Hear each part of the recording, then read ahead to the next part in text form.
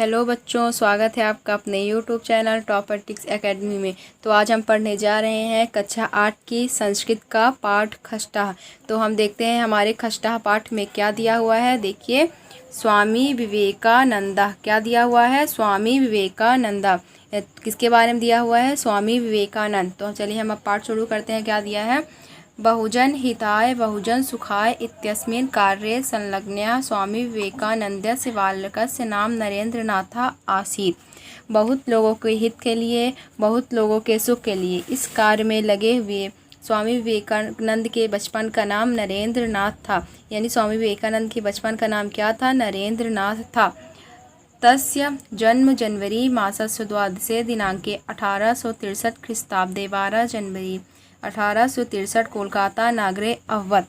उनका जन्म जनवरी महीने की 12 तारीख को 1863 ईस्वी में 12 जनवरी 1863 कोलकाता नगर में हुआ। तस्य मातुः नाम भुवनेश्वरी देवी आसीत्। उनके माता का नाम भुवनेश्वरी देवी था।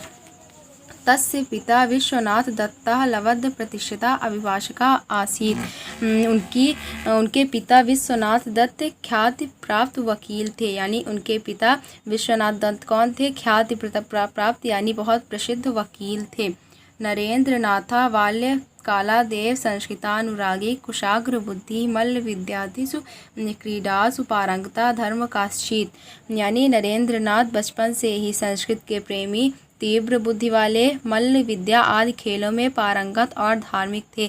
यानी स्वामी विवेकानंद के बचपन का नाम नरेंद्रनाथ था। तो वो बचपन से ही प्रेमी, तीव्र बुद्धि वाले, मल्ल यानी कुश्ती विद्या आदि खेलों में पारंगत और धार्मिक थे।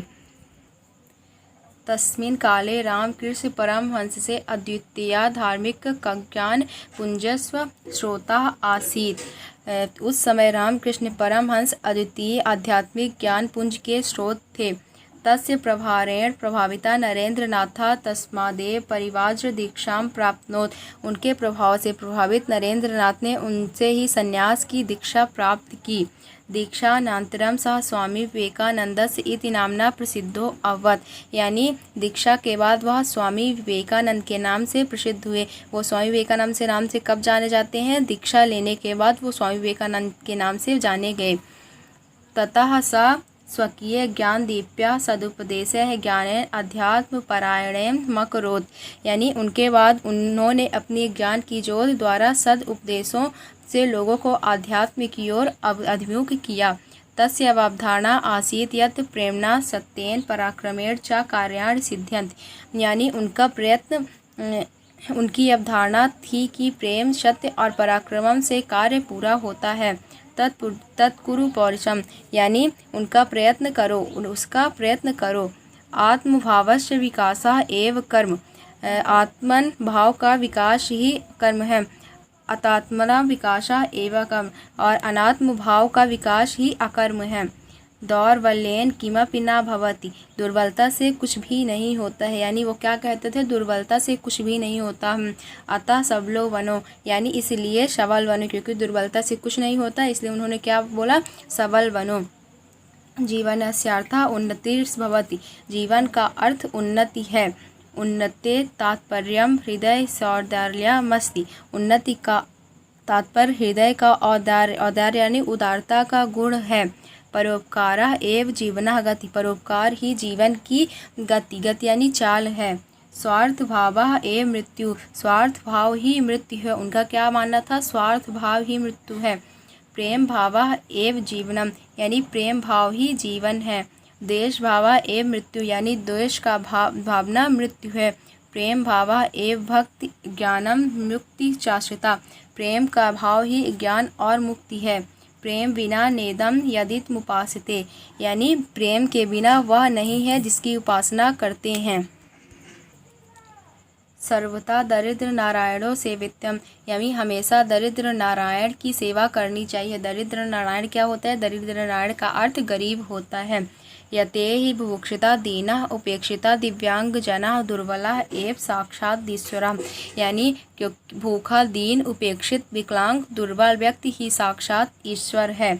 अतः एतेषु उपासना एव ईश्वर आराधना भवति, यानी इसलिए ऐसों की उपासना ही ईश्वर की आराधना है। यानी जब हम इनकी सेवा करेंगे तो इससे ईश्वर खुश होगा, और ऐसे लोगों की उपासना करने से यही ईश्वर की आराधना है।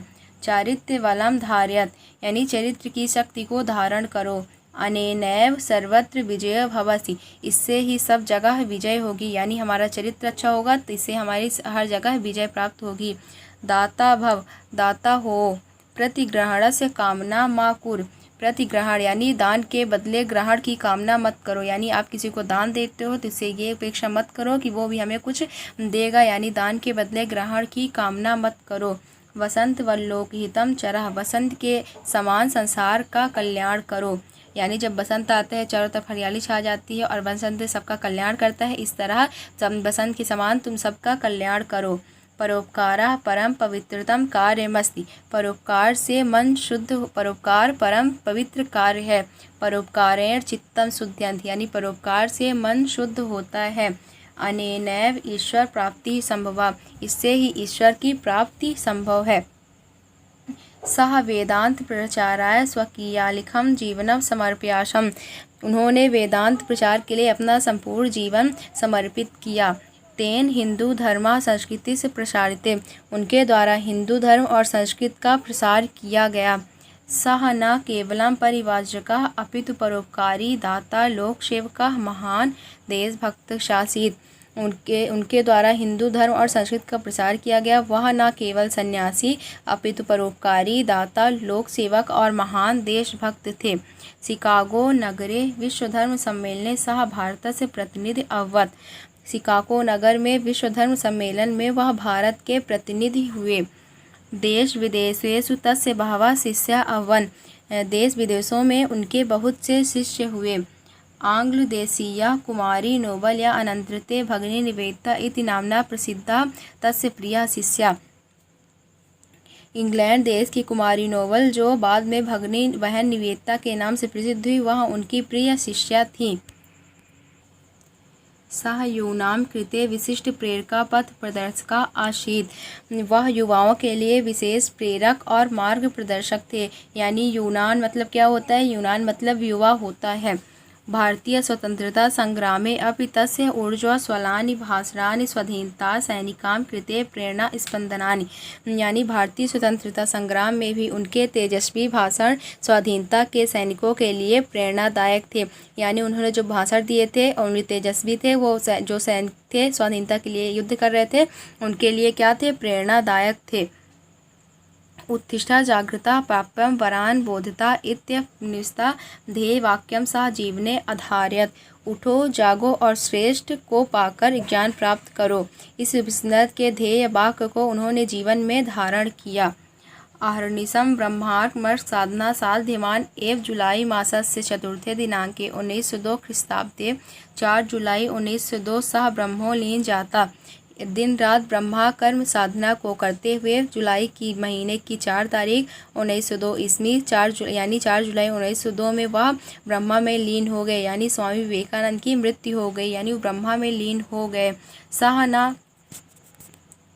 सह न केवलम भारते अपितु विदेशभ्यः प्रसिद्धा, वह न केवल भारत में अपितु विदेशों में भी प्रसिद्ध थे, यानी वो पूरे विश्व में प्रसिद्ध थे। तेन भारत से प्राचीन गौरवम विदेशेषु स्थापना, उनके द्वारा भारत का प्राचीन गौरव विदेशों में स्थापित किया गया। रवीन्द्रनाथ टैगोर कथयति यत् यदि कोऽपि भारतीय संस्कृतिं ज्ञातुमिच्छति तर्हि प्रथमं तेन स्वामी विवेकानंद विषये पठितव्यम्। रवीन्द्रनाथ टैगोर कहते हैं कि यदि कोई भी भारतीय संस्कृति को जानना चाहता है तो उन्हें पहले स्वामी विवेकानंद के विषय में पढ़ना चाहिए।